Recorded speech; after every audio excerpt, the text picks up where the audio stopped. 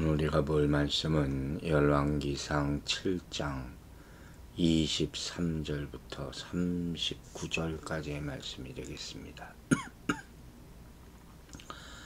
23절 말씀부터 읽겠습니다. 또 바다를 부어 만들었으니 그 직경이 10규빗이요 그 모양이 둥글며 그 높이는 5규빗이요 주위는 30규빗 줄을 두를 만하며 그 가장자리 아래에는 돌아가며 박이 있는데 매 규빗에 10개씩 있어서 바다 주위에 둘렀으니 그 박은 바다를 부어 만들 때 2줄로 부어 만들었으며 그 바다를 소 12마리가 바쳤으니 셋은 북쪽을 향하였고 셋은 서쪽을 향하였고 셋은 남쪽을 향하였고 셋은 동쪽을 향하였으며 바다를 그 위에 놓았고 소의 뒤는 다 안에 두었으며 바다의 두께는 한 손 너비만 하고 그것에 가는 백합화의 양식으로 짠 가와 같아 만들었으니 그 바다에는 2000밭을 담겠더라. 또 노수로 받침술의 열을 만들었으니 매 받침술의 길이가 4규빗이요 너비가 4규빗이요 높이가 3규빗이라. 그 받침술의 구조는 이러하니 사면 옆 가장자리 가운데에는 판이 있고 가장자리 가운데 판에는 사자와 소와 그룹들이 있고 또 가장자리 위에 놓는 자리가 있고 사자와 소 아래에는 화환 모양이 있으며 그 받침술에 각각 4 놋바퀴와 놋축이 있고 받침술의 4 발밑에는 어깨 같은 것이 있으며 그 어깨 같은 것은 물두멍 아래쪽에 부어 만들었고 화환은 각각 그 옆에 있으며 그 받침술의 위로 들이켜 높이가 1규빗 되게 내민 것이 있고 그 면은 직경 1규빗 반 되게 반원형으로 우묵하며 그 나머지 면에는 아로 새긴 것이 있으며 그 내민 판들은 네모지고 둥글지 아니하며 4바퀴는 옆판 밑에 있고 바퀴축은 받침술에 연결되었는데 바퀴의 높이는 각각 1규빗 반이며 그 바퀴의 구조는 병거 바퀴의 구조 같은데 그 축과 태와 살과 통이 다 부어 만든 것이며 받침술의 4 모퉁이에 어깨 같은 것 4이 있는데 그 어깨는 받침수레와 연결되었고 받침수레 위에 둥근 테두리가 있는데 높이가 1규빗이요 또 받침수레 위에 받침대와 옆판들이 받침수레와 연결되었고 버팀대 판과 옆판에는 각각 빈 곳을 따라 그룹들과 사자와 종려나무를 아로새겼고 또 그 둘레에 화환 모양이 있더라. 이와 같이 받침술에 10개를 만들었는데 그 부어 만든 법과 크기와 양식을 다 동일하게 만들었더라. 또 물두멍 10개를 놋으로 만들었는데 물두멍마다 각각 40밭을 담게 하였으며 매 물두멍의 직경은 4규빗이라 10 받침술에 위에 각각 물두멍이 하나씩이더라. 그 받침술의 5은 성전 오른쪽에 두었고 5은 성전 왼쪽에 두었고 성전 오른쪽 동남쪽에는 그 바다를 두었더라. 아멘. 자, 오늘 본문도 이 그림을 보면서 성경을 읽으면 훨씬 이해가 쉽겠죠. 요새는 뭐 인터넷이 잘 발달해서 인터넷에서 성전의 모양, 왕궁의 모양, 솔로몬 성전 이렇게 살펴보면 서치를 하면 아주 자세하게 그림이 아주 이쁘게 나온 것을 볼 수가 있습니다. 저도 그 모습을 보면서 설교를 준비를 하는데 참 그 사람의 상상력이라는 것이 지혜라는 것이 대단해서 이 성경 말씀에 있는 것을 그대로 재현해서 성전의 모형을 만들어 놓은 것을 볼 수가 있어요. 무엇보다도 이런 모습들, 또 뭐 그림들, 문양들, 여러 가지 방들, 또 숫자가 나오는 것들이 있지 않습니까? 몇 큐빗 몇 큐빗 하는 것, 그게 다 의미가 있다는 거예요. 그게 참 저는 읽으면서 조금씩 더 깊이 읽으면서 더욱더 놀랍다는 것을 발견할 수가 있죠. 마치 옛날에 인디아나 존스라는 영화가 있지 않습니까? 그 고고학자가 발견해 나가는 모습으로 그 가운데 막 여러 가지 사건이 있고 놀라운 일들이 발생하는 것을 보면서 그렇게 성경을 탐험해 나가는 그런 정신이 있다면 이런 구약의 내용들도 아주 흥미롭게 볼 수 있을 것이다 생각을 합니다. 오늘 본문은 23절에 바다를 부어 만들었다 하는 말로 시작되죠. 이 바다가 뭐예요? 우리가 말하는 무슨 sea, 바다입니까? 동해바다, 서해바다, 태평양, 그게 아니죠. 바로 성전 봉사에서 몸을 씻는 제사장들을 위한 거대한 논 물두멍이에요. 그거를 바다라고 부르는 거예요. 그러니까 광야 성막에서 놋으로 만든 물두멍에 해당하는 출애굽기 30장에 나오는 것. 그게 직경이 약 4.4m, 높이가 2.2m, 용량이 약 2,000밭이라고 26절에 나와 있으니까 4만 한 4천 리터 정도. 이게 보통 담아두는 물의 양을 가리킬 수 있죠.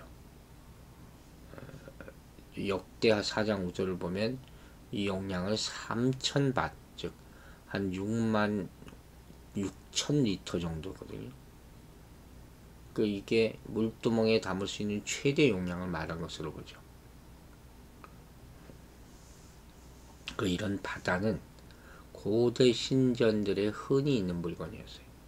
흐르는 물로 채우기도 했다는 기록들이 있습니다. 솔로몬 성전의 경우 지하의 물탱크에서 물을 가져왔을 것으로 추측하죠. 이 바다를 둔 목적은 바로 아까 말한 대로 제사장들의 씻기를 위해서다. 하나님 앞에 가기 전에 반드시 깨끗하게 씻어 그런 작업이 필요했다는 것이죠.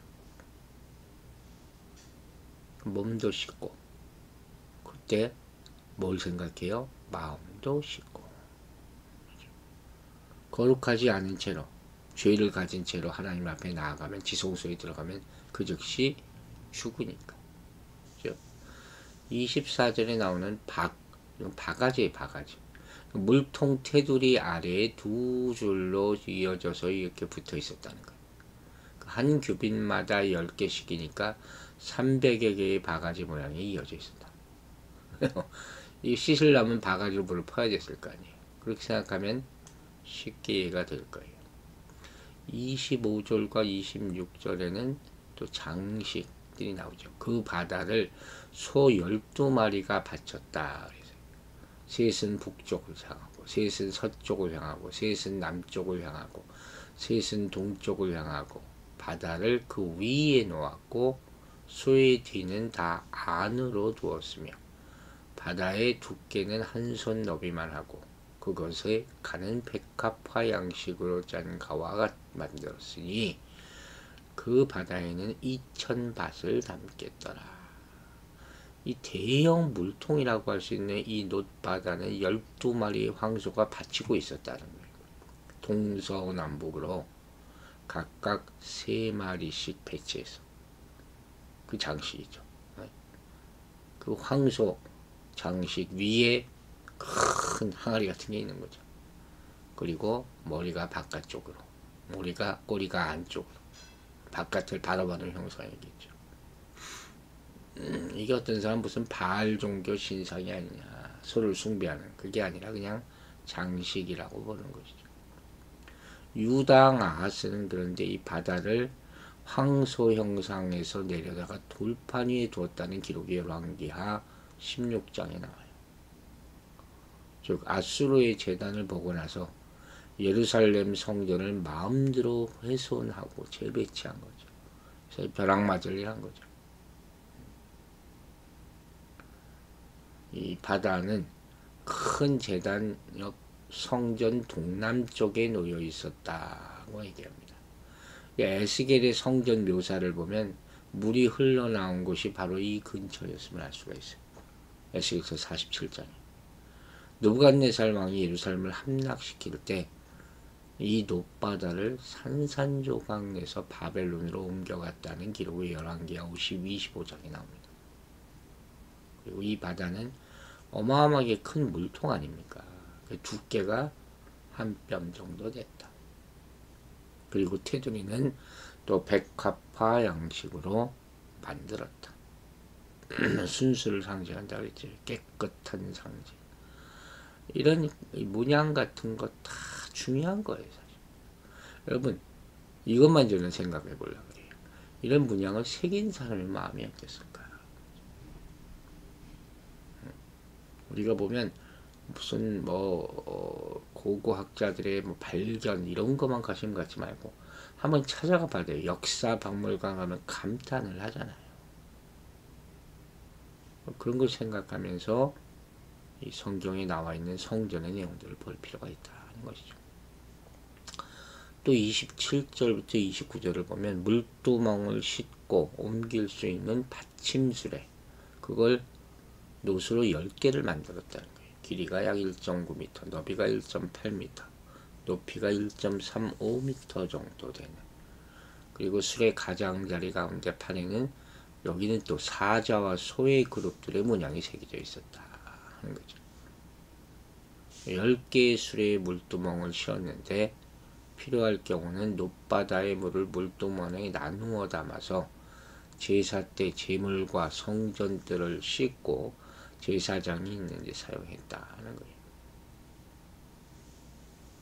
소, 사자 이런 그룹들 뭐냐. 어떤 사람들이 이걸 이렇게 재밌게 해석했어요.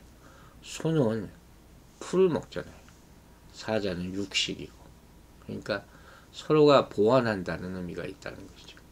사자는 능력은 있지만 힘은 있지만 자기 중심적이고, 소는 다른 소와 다 연합하지만 또 고집이 나름대로 있다는 거죠. 그래서 서로 보완해서 도울 수 있다. 그렇게 또 해석을 했어요. 우리도 마찬가지예요. 서로 능력을 존중하고 열악한 점을 감당해 줄 필요가 있는 거예요. 저 사람은 왜 그러나? 우리가 가장 큰 문제가 그게 문제예요. 내가 어떤 사람에 대해서 저 사람은 왜 그러냐? 그 사람은 나에 대해서 뭐라고 생각하는 거였어요? 보나만 하죠. 내가 완벽하지 않은데 다른 사람을 비난할 수가 없다는 거예요. 그게 참 안타까운 거죠. 30절부터 33절까지 말씀, 그 받침술에 각각 4 놋바퀴와 노축이 있고, 받침술의 4 발밑에는 어깨 같은 것이 있으며 그 어깨 같은 것을 물두멍 아래쪽에 부어 만들었고, 화하는 그 옆에 있으며 받침술의 위로 들이켜 높이가 한 규빗 되게 내민 것이 있고, 그 면은 직경 한 규빗 반 되게 반원형으로 우묵하며 그 나머지 면에는 아로 새긴 것이 있으며, 내민 판들은 네모지고 둥글지 아니하며 네 바퀴는 옆판 밑에 있고, 바퀴 축은 받침술에 연결되어 있는데 바퀴의 높이는 각각 한 규빗 반이며 그 바퀴의 구조는 병거바퀴 구조 같은데 축과 태와 살과 통이 다 부어 만든 것이다. 바퀴에 대한 내용도 또 자세하게 나와 있어요. 그리고 34절부터 36절까지는 무슨 내용이냐? 받침술에 위에 물두멍을 놓을 수 있는 테두리를 만들었다는 거예요. 높이가 약 22.5cm 정도 되는. 그러니까 받침술의 4 모퉁에 있는 어깨 같다 하는 것은 지지대죠. 그래서 술의 축을 받쳐주는 역할을 하는 것이죠. 받침술의 위에 버팀대판과 옆판에는 그룹들과 사자와 여기 또 종려나무를 나눠 새겼다. 이런 의미들은 우리 이미가 다 봤죠. 성전의 벽, 문, 높받침술에도 모두 그룹 문양이 세워진 것을 또 보기에서 볼 수 있죠. 이걸 목표로 만들어서 쭉 정리해 볼 수도 있겠죠. 어디에는 어떤 문양, 어디에는 어떤 문양, 그리고 의미, 이렇게 표를 만들어서 본다면 한 번에 정리할 수가 있겠다는 생각도 듭니다. 처럼 지성소에 있는 그룹의 모양이 성전과 성전들의 가득한 모습을 볼 수 있어요. 그룹이라는 게 천사잖아요. 하나님 임재를 상징하는 거예요. 그러니까 이것은 결국 온 성전에 하나님의 계심을 눈으로 볼 수 있도록 문양들을 여러 곳에 새긴 것으로 보면 되죠. 우리도 그런 얘기 하잖아요. 하나님의 말씀을 여기저기 붙여놓은 집들이 부분이 있어요. 어떤 일하는 일터를 가보니까 일터 곳곳 하나님의 말씀을 붙여뒀더라고요. 근데 한 가지 주의할 점도 있죠. 그 읽으라고 붙여놓은 거지. 그게 우상이 되면 안 돼요. 붙여놓은 말씀이 나를 지켜줄라. 그리고 삶을 사는 것은 정반대로 사는 사람을 제가 봤거든요. 그거 큰일 날 일이죠. 오히려 믿지 않는 사람들이 보고 조롱하고 웃을 일이를 그렇게 살면 안 된다는 것이죠. 37절부터 39절까지 말씀 보겠습니다. 이와 같이 받침술에 10개를 만들었는데 그 부어 만든 법과 크기와 양식을 다 동일하게 만들었다. 또 물두멍 10개를 노수로 만들었는데 물두멍마다 각각 40밭을 담게 하였으며 매 물두멍의 직경은 4규빗이라 10받침술의 위에 각각 물두멍이 하나씩이다. 10개 하나. 그 받침술의 5은 성전 오른쪽에 두었고 5은 성전 왼쪽에 두었고 성전 오른쪽 동남쪽에는 그 바다를 두었더라. 위치를 이렇게 표현하고 있어요. 사실 오늘 읽은 이 본문이 그림으로 그리면 금방 이해할 수 있는 거예요. 한번 먼저 그려보시고 나와 있는 그림과 비교해 보는 것도 흥미로운 공부 방법이라고 생각이 듭니다. 자, 어쨌든 히람은 이렇게 성전 앞에서 제사장이 제사의식을 집행하는 동안 이 물이 필요한 일에 사용할 바다와 물두멍을 만들었다는 것이 핵심이죠. 이는 하나님이 받으시는 거룩한 제사가 되도록 제사장과 제물을 정결하게 위한 것이었어요. 그 핵심 의미죠. 즉 하나님을 섬기기 위해서는 거룩함과 정결함으로 나아가야 한다는 거예요. 여러분, 예수님은 우리의 죄 문제를 해결하신 분이죠. 그러므로 우리는 또다시 죄를 짓지 말아야 되겠지만 혹여라도 죄를 지을 수 있으니 날마다 정결하게 하시는 예수님의 능력을 의지해서 하나님 앞에 회개해야 할 것입니다. 더 나아가서 세상 가운데서 하나님의 거룩하심을 드러내는 정결한 삶을 살아가야 할 것입니다. 특별히 오늘날 교회는 하나님의 거룩함을 회복해야 하는 거예요. 목회자나 성도 가운데 세상의 악한 문화에 휩쓸려서 거룩함을 상실한 채 그렇게 살아가는 사람이 너무 많아요. 교회의 거룩성을 회복하기 위해서는 하나밖에 없어요. 하나님 앞에 나아가는 거예요. 그리고 거룩하게 정결하게 살아가는 일에 민감해야 되는 거예요. 사회적인 방법은 물론이거니와 세상에서는 심각하게 여기지 않지만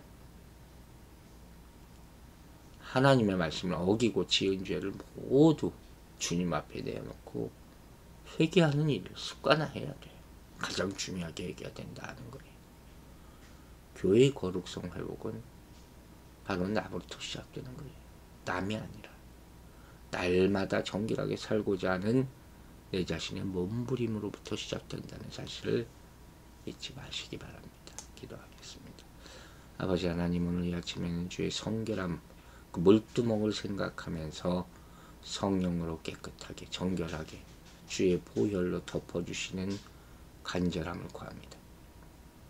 주님께서 우리를 사랑하셔서 구원하셨사오니 그 구원의 감격과 구원의 능력으로부터 멀어지지 않도록 정결케 하여 주시옵소서.